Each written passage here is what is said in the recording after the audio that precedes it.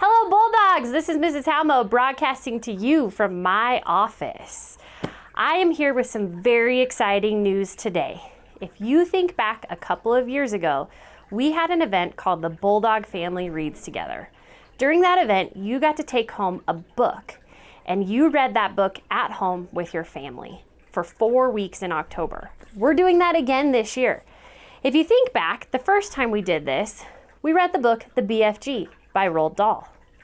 The second time we did this, we read the book Charlotte's Web by E.B. White. Now, Bulldogs, I am very excited to share that this year we will be reading the book The One and Only Ivan by Katherine Applegate. Today you will be taking home a copy of this book, a bookmark outlining the pages that you should read and when you should read them, and a packet of fun activities to do at home. If you read this book at home, you are automatically going to be entered into drawings that will be done on Wednesdays and Fridays at 3:00 p.m. All you have to do to be entered into that drawing is read the book at home, and you will win some super great prizes along the way. And now, we are proud to announce that Miss Sandy Magnuson will be doing a telling as an introduction of the book, The One and Only Ivan. Happy reading, Bulldogs! Imagine, just imagine this. You and your friends are riding in the great big University Schools Spirit Bus down a wide 6-lane highway. When off to the right, you see a billboard with words that capture your attention. Come to the Exit 8 Big Top Shopping Mall, home of the one and only Ivan. Suddenly, the bus driver flips the turning signal and eases that bus into the exit lane. And then you arrive at that mall, a rather strange mall. It looks a little bit more like a circus than a shopping mall. You and your friends step off of the bus. You walk across the lot and enter a strange place. You look up and you notice a giant carousel spinning. It has monkeys and birds, real ones, like alive ones. You walk toward the center of the mall and realize that there's sawdust on the floor. And then you notice a familiar smell, vaguely familiar, but not something you would expect in a mall. You walk closer to the center, and that's when your eyes catch up with your nose, and you see a massive old elephant. And then little chickens performing tricks, and a rabbit driving a truck, and a seal with a ball balanced on its nose, and a bear. And then your eyes land on glass walls that are painted as if to replicate a jungle. You see a waterfall without any water, and trees with no roots. You smell to see if you can pick up a scent from the flowers, and there is none. And then you look through some unpainted spaces on that glass wall, and you see a gorilla. A humongous gorilla. He looks to weigh maybe 400 pounds. Oh, he's powerful. And he's scary. And he gazes into your eyes. He doesn't look to be very happy. And that's when you realize that you have met him. The one and only Ivan. What you don't realize is that Ivan and the other animals have thoughts.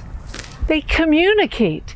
They share memories and hopes and dreams. They also know some things that might be helpful for you and for me as well. This is a tidbit of Ivan's wisdom. Humans talk too much. They chatter like chimps, crowding the world with their noise, even when they have nothing to say. Ivan also knows about anger. Anger is precious. A silverback uses anger to maintain order and warn his troops of danger. He remembers his father saying that as he beat his chest. Sadly, Ivan explains that he doesn't need to be angry because there's no one in his domain to protect. Shh. Spoiler alert. As you read through the book near the end, you will discover that Ivan does get angry, for you see, he realizes he has someone to protect.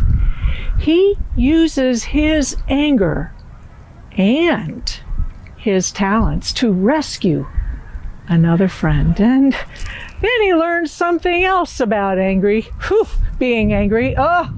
Being angry is hard work. Your school counselors may have something to say about that part of the story.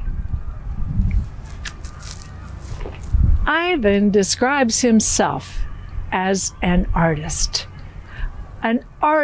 born with artist's eyes. He often, as a young baby, looked up into the clouds and watched for patterns and designs. Sometimes Ivan looked down into ponds and saw natural sculptures reflected. He looked at the flowers and the colors and observed the way they blended. Yes, Ivan is an artist. With so many days and years living in a mall, the animals had quite a few opportunities to observe people. This is some conversation that Ivan heard, a bit of an analysis of human behavior. The little dog started the visit. Humans. Rats have bigger hearts.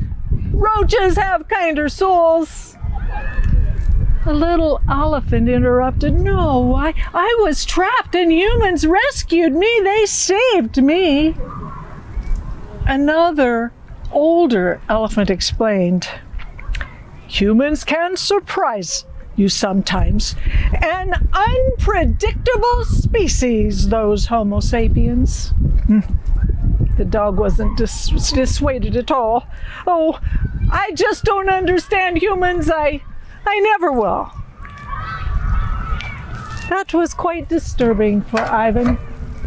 He just looked up into the sky, hoping to find comfort in the designs of the clouds.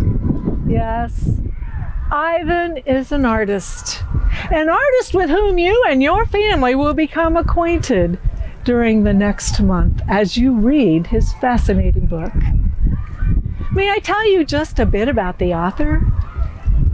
Kathleen Applegate was inspired to write this imaginary tale when she learned about a real gorilla who lived in a real mall. For 27 years, that gorilla did not ever see another creature like himself.